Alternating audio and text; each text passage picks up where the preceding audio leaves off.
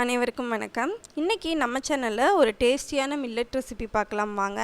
தினை அரிசியில் தேங்காய் சாதம் எப்படி செய்யலான்னு பார்க்கலாம் வாங்க.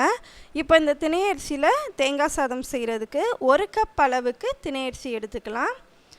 இப்போ இந்த தினை அரிசியை 10 நிமிஷம் நம்ம ஊற வச்சு எடுத்துக்கலாம். 10 நிமிஷம் நல்லா ஊறி வந்ததுமே நம்ம இதை நல்லா ஒரு 3-4 தடவை நல்லா கழுவிட்டு அதுக்கப்புறமா நம்ம குக்கரில் மாற்றி எடுத்துக்கலாம். நம்ம சேனலில் மில்லட் ரெசிபி நிறையாவே போட்டிருக்கோம். மறக்காமல் பாருங்கள். வரகரிசியில் 5 விதமான சாதம் போட்டிருக்கோம். அதே மாதிரி குதிரைவாலி அரிசியில் காலை உணவுகள் போட்டிருக்கோம். டைம் இருந்தால் ஃப்ரீயாக இருந்தால் மறக்காமல் பாருங்கள். இப்போ இந்த தேங்காய் சாதம் நல்லா உதிரியாக வர்றதுக்கு 2.5 கப் அளவுக்கு தண்ணி சேர்த்துக்கலாம். தேவையான அளவு உப்பு சேர்த்துட்டு குக்கரை மூடி வச்சுட்டு 3 விசில் போட்டு எடுத்துக்கலாம். தேங்காய் சாதம் நல்லா உதிரியாக இருந்தால் தான் நல்லாயிருக்கும். அதனால் 2.5 கப் அளவுக்கு தண்ணி ஊற்றுனீங்க அப்படின்னா சாதம் இந்த மாதிரி நல்லா நம்மளுக்கு உதிரியாக வந்துடும். இப்போ இதை ஒரு பாத்திரத்தில் மாற்றிட்டு சாதம் நல்லா ஆறுனதுக்கப்புறமா நம்ம தேங்காய் சாதம் ரெடி பண்ணிக்கலாம். இப்போ அதை ஒரு பாத்திரத்தில் மாற்றிட்டு இதை நல்லா ஆற விட்டுறலாம். இப்போ சாதம் நல்லா ஆறி வரட்டும். இப்போ கடாயில் 3 டேபிள் ஸ்பூன் அளவுக்கு எண்ணெய் சேர்த்துக்கலாம். இதில் எண்ணெய் நல்லா சூடு ஏறினதுமே 1 டீஸ்பூன் அளவுக்கு கடுகு சேர்த்துக்கலாம். 2 டீஸ்பூன் அளவுக்கு உளுந்து, காரத்துக்கு ஏற்ற மாதிரி மிளகாய் வத்தல் சேர்த்துக்கலாம். நான் 1 மிளகாய் வத்தல் சேர்த்துருக்கேன். இப்போ இது எல்லாமே நல்லா பொரிஞ்சு வரட்டும். இப்போ 1 கத்து கருவேப்பிலை சேர்த்துக்கலாம்.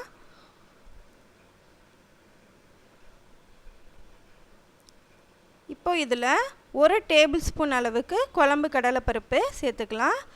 நிலக்கடலைப்பருப்பு இருந்தாலும் சேர்த்துக்கோங்க. இது எல்லாமே நல்லா வதங்கி எடுத்துக்கலாம்.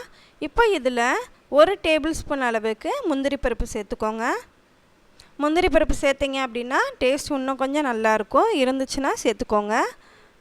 இது எல்லாத்தையுமே நல்லா வதக்கி விட்டு பருப்பு எல்லாம் நம்மளுக்கு கொஞ்சம் செவந்த நிறம் வர வரையும் இதை நல்லா வதக்கி விட்டு எடுத்துக்கலாம். இப்போது 1 கப் அளவுக்கு தினை அரிசி எடுத்துருக்கனால 1/2 கப் அளவுக்கு நம்ம தேங்காய் துருவல் சேர்த்துக்கலாம். இந்த 1/2 கப்பில் நல்லா இந்த மாதிரி அமுக்கி விட்டு எடுத்துக்கோங்க.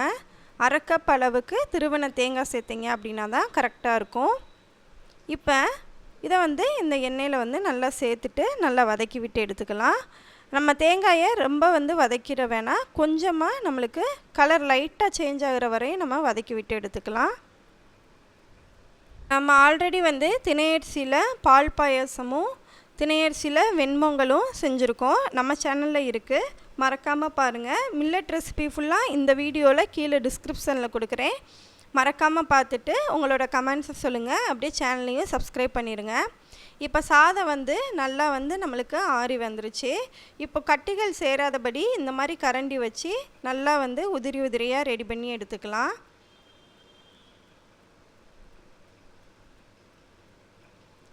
இப்போது நம்ம வதக்கி வச்சுருந்த தேங்காய் துருவல் எல்லாத்தையும் கொஞ்சம் கொஞ்சமாக நம்ம சேர்த்துட்டு இதோட நல்லா கலந்து விட்டு எடுத்துக்கலாம். நல்லா இந்த மாதிரி கலந்து விட்டுட்டு ஈவனாக கலந்து விட்டு எடுத்துக்கலாம். இதில் தேங்காய் சாதம் பார்த்திங்கன்னா ரொம்பவே டேஸ்டியாக இருக்கும். நான் வரகரிசிலையும் ஏற்கனவே தேங்காய் சாதம் போட்டிருக்கேன். இந்த மாதிரி மில்லட் ரெசிப்பியில் தேங்காய் சாதம், பால் சாதம் இது மாதிரி செஞ்சு சாப்பிட்டீங்க அப்படின்னா ரொம்பவே டேஸ்டியாக இருக்கும். ரொம்பவே நம்மளுக்கு ஹெல்த்தியும் கூட. இப்போ இதை நல்லா கிளறி விட்டு தேங்காய் சாதம் நல்லா ரெடியாகி வந்துருச்சு. இப்போ பாருங்கள், ஒரு டேஸ்டியான தினை அரிசியில் தேங்காய் சாதம் ரெடியாகி வந்துருச்சு. ரொம்பவே அருமையான டேஸ்ட்டில் இருக்கும். தேவைப்பட்டுச்சுன்னா கடைசியாக உப்பு போட்டுக்கோங்க. அப்படியே நம்ம சேனலை மறக்காமல் சப்ஸ்கிரைப் பண்ணிடுங்க.